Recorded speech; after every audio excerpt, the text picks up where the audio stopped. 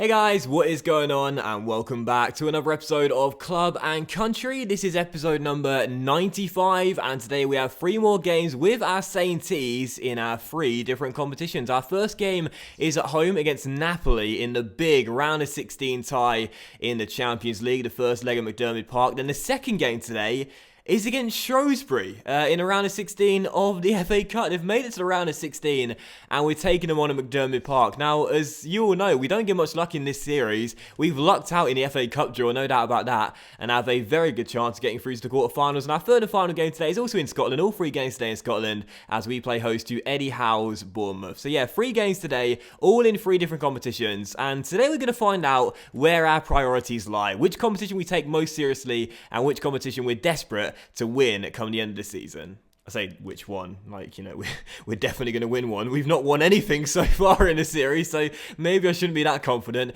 But anyway, first game is against Napoli as the boys from Italy come and take us on here in Scotland. Now, of course, last season we faced Roma, another Italian side, in a round of 16, and we brushed them aside over 2 legs. I think 7-0, wasn't it 7-0 on aggregate? Something crazy like that. We demolished them regardless, and hopefully we'll do the same to Napoli. However, Insigne is one of the top scorers of the competition. He's one of the reasons why they're in this round of 16, so it won't be easy, and I'm feeling a little bit nervous they might get a couple of away goals. Still, it's going to be a big tie, and we need to make sure we get a good first leg result. So let's go St Johnstone and get a big win here. Alright, so here we go then. We made it through our group, and that was good to see. And it was a tough group, you know, Galatasaray, Atletico, and also Monaco as well. And it's not enough for us to just make it through the group though, you know. For us, we reached the quarterfinals last year. We only narrowly, if you remember, got beat by Barcelona. So we want to go one step further this year and reach the semis. And I think it is achievable as well. But we've got to start strong in our first knockout game and get a good first leg result here. Most importantly, don't concede an away goal. That's always crucial for me. Don't concede any away goals whatsoever. As Gould is on the ball and pokes it through towards Burke. And our first chance could come here, but Ollie scuffs it wide of the post. Still, good start though. Start off on the front foot. Let's keep this up.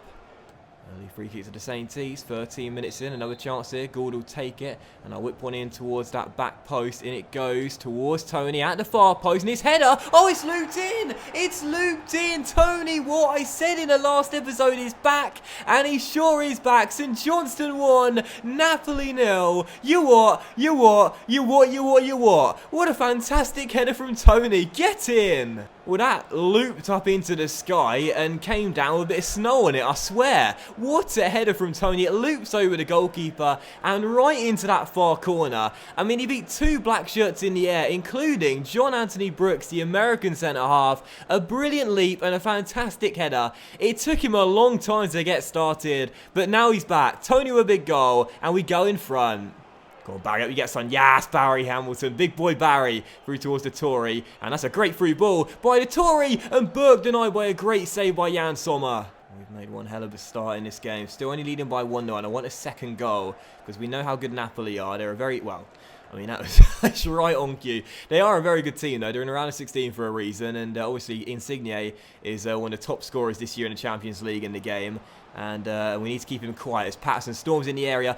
Oh, I tried to peg it back to Ollie Burke. And that was a big interception. We really are sensing blood right now. We're like carnivores. Burke with a corner. Whips one in. And that header goes behind for another one. As we keep up this intense pressure on the Italians. In it goes again to the centre. And again Burke will get another delivery. In it goes. And Patterson's headed it in. Patterson has headed it in. He beat the Swiss shot stopper Jan Sommer to the ball. And Callum Patterson, the physical beast, has made it 2-0 to the Sainties. What a fantastic first half of McDermott Park. This has been perfect. I mean, inch perfect start to this game. 36 minutes in, Patterson makes it 2. Both goals coming from crosses, but we don't mind. And Jan Sommer, I mean, you got to be quicker than that one, son. Callum beats into the ball, heads it into the back of the net. We double our advantage. A perfect first half. Oh, I love Callum Patterson. I really do. One of the most underrated players in this St Johnstone team. And there's many players like Patterson that are underrated, but he's certainly one of the most underrated. He's got that secret weapon, the giant throw in. He's quick, he's strong, he's 6'2", he can jump. He's just got everything you need. Going forward, he's a handful. Defensively, he's an absolute machine. I mean, what is the downside to Callum Patterson? There's nothing that's wrong with him. He's just such a great player. I'd recommend him for any career mode. And he could be through here as well. As I played in the ball, it's Patterson looking for his second goal of the game. And Jan Sommer denies him. He's a monster. If I didn't have that rule in my Road to Glory career mode, I can't sign players I've had in another career, he would definitely be arriving at the Milan Tour. We like physical beasts in that career. He certainly is one. And up goes Barry. Barger heads clear. It's been all about the corners in this game. And the cross is Alistair Gray. Looks to find shooting space and drags it just wide of the post. What a half. Here's Insigne for Napoli, and Patterson makes the tackle. 2 minutes to go. And they're going to send everyone forward, including the goalkeeper, Jan Sommer, which could be a disastrous move, because if we get to that ball first... Sommer did... Oh, my goodness! Oh, my goodness! I have just seen something I don't think I've ever seen before in FIFA in the modern era. Jan Sommer has scored! Jan Sommer has scored! The goalkeeper has scored a goal, and I am just losing it. Oh, my word! Oh my goodness. Napoli have half the deficit. They've got that crucial away goal, and Jan Sommer has scored. Well, if we were going to concede an away goal tonight, I don't think many people would have backed Jan Sommer to get it for Napoli. But he has, and the game was finished 2-1. And listen, it's still a good result. It still means Napoli have to score in Italy, but if they get just one and we don't score in Italy, we go out. So that goal from the goalkeeper has changed the entire complexion of the tie. That was extraordinary. We deserve to win, and I'm glad we did come through with a victory. I'm delighted with that. But Jan Sommer scored a goal. I don't believe it. Has that ever happened to you? Let me know in the comment section down below if you guys have ever seen that before. Now, I've seen it in FIFA, but not in the modern era, if you will. That's unbelievable. Jan Sommer, the goalkeeper, won the ball in the air. It looped over Logan Reed. He's beaten by his opposite number. And, I mean, that was unbelievable. Wow. Okay, so second game of today's episode, we now play host to Shrewsbury in the FA Cup round of 16. I've just about recovered after that extraordinary goal there from Jan Sommer. What did I say in the last episode? There's always something crazy that happens in these episodes every single time, and the trend continues today with a goalkeeper goal. But anyway, we take on Shrewsbury. They're in League 1 in the game, 22nd place, not doing too well. How they got to the round of 16 in the FA Cup, I don't know. But for us, we are targeting a place in the quarters for, I do believe, just the second time in the series. And with Spurs right now running away with the league, maybe we should target the FA Cup as our best chance of silverware. However, I will still be resting the sides. I still do fancy the backup brigades to get the job done. Let's find out if we can.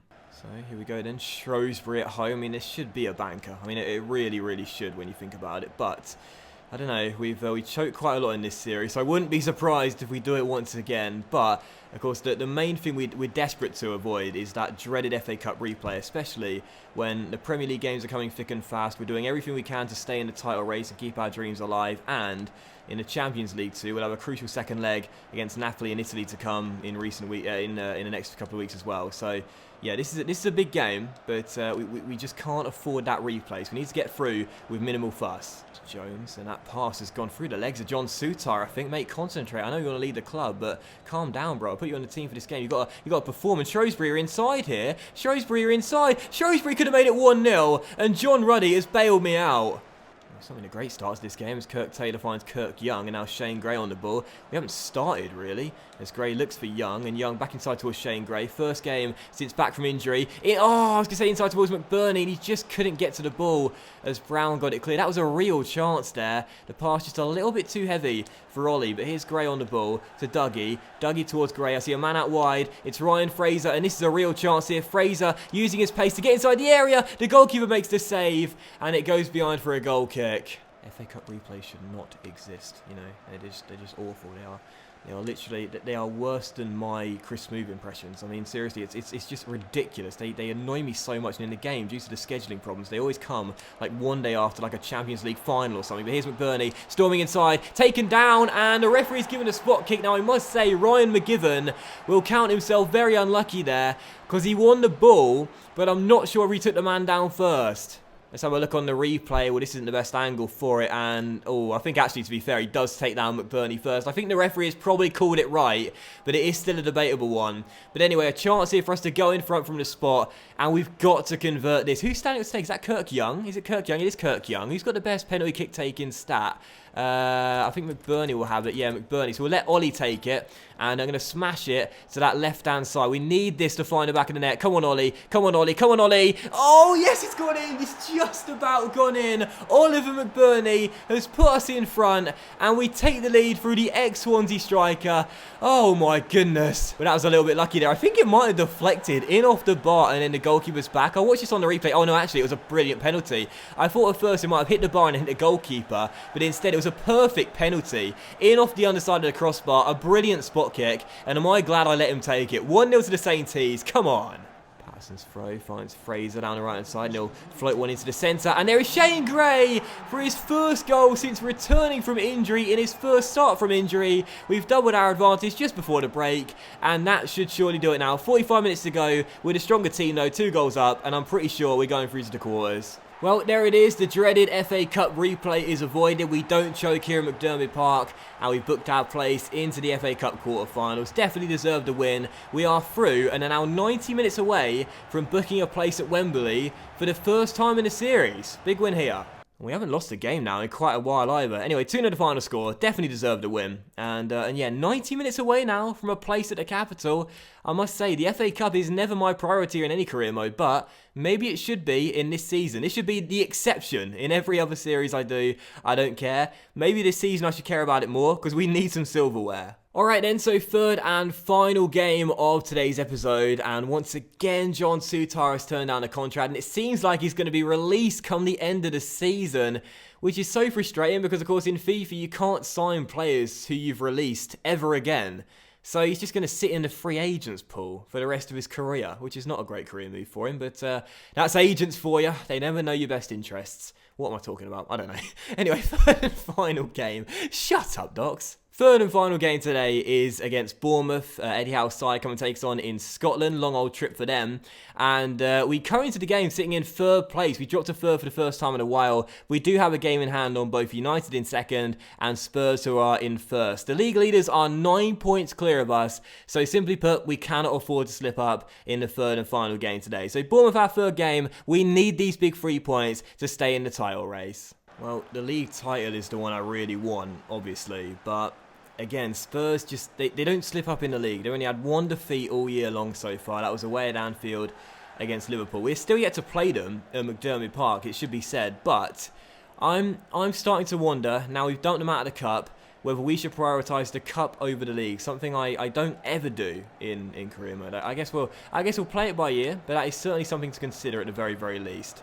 Laba for Bournemouth through towards Tyrone Mings, and Gordon the Giant steps in there with a big tackle and releases Patterson. Now with a chance here, Tony is through and it's a great opportunity. It's Tony, it's Tony, it's Tony, and oh, it's going to go in. I tried to sweat it to Ewan, but we've got the goal and gone in front. There's no way Tony is claiming that one, but we will take the goal. I said we got to be villains this year, hence why I went for the sweat, but we got the goal. It wasn't exactly a cutback, but we'll take it. Are we now starting to get some luck? I mean, it's about time, isn't it? Tony tried to play it across towards Ewan, and the deflection took it past Tim Krul. And the Dutch goalkeeper was stranded, and Ewan McDonald tried to acrobatically kick it in, but he missed it, but it didn't matter. 1-0 St Johnstone, and we have ourselves the goal to go in front. About bloody time we get some luck, by the way. I mean, seriously, we've had so much misfortune in this series. About bloody time we start seeing that sort of stuff happen to us, as opposed to against us. And now we've got ourselves the early goal to settle some nerves. We can play without pressure now. We can play without pressure. We have that goal. Just play our natural game, and I'm sure at some point we'll have a chance to find a second. And maybe right now, because Gould's intercepted and found Dougie Reed. This should be 2-0, and Tim Krul makes a really good save.